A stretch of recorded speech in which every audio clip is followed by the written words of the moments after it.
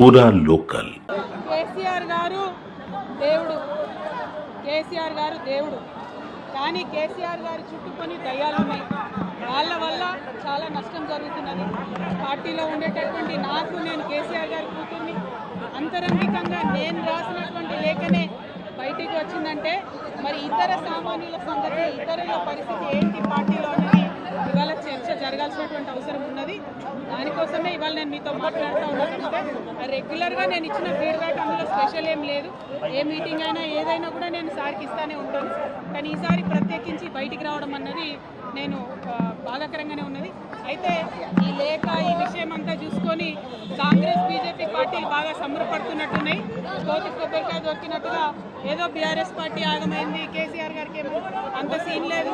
మా నాయకుడు కేసీఆర్ గారే, కేసీఆర్ గారి నాయకత్వంలోనే తెలంగాణ బాగుపడుతుంది, ముందుకు పోతుంది. అందులో ఎటువంటి అనుమానం లేదు. కేసీఆర్ గారి నాయకత్వంలోనే బీఆర్ఎస్ పార్టీ కూడా ముందుకెళ్తుందని చెప్పి నేను బలంగా పార్టీలో ఉన్నటువంటి చిన్న చిన్న లోపాలను డిస్కస్ చేసుకొని సవరించుకొని కోవట్లను పక్కకు జరుపుకుంటూ ముందుకు పోతే పార్టీ 10 కాలాల పాటు చల్లగుంటుంది అనేటువంటి నా భావన.